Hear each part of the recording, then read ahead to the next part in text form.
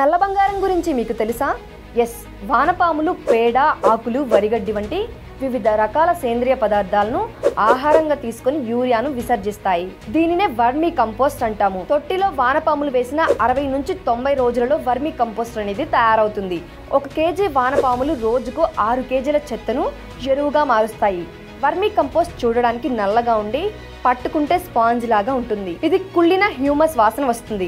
ఇలా తయారైన vermi compost అధిక నీటిని నిలుపుకునే సామర్థ్యాన్ని కలిగి ఉంటుంది. ఇందులో మొక్కలకి కావాల్సిన NPK అంటే నైట్రోజన్, ఫాస్ఫరస్, పొటాషియంతో పాటు కాల్షియం, మెగ్నీషియం, కాపర్, జింక్ వంటి సూక్ష్మ పోషకాలు కూడా సమృద్ధిగా లభిస్తాయి. ఇది పూర్తిగా కాలుష్యరహితమైనది కాబట్టి పండ్ల తోటలో ప్రతి చెట్టుకు 5 నుంచి 10 కేజీలు వేసుకోవచ్చు.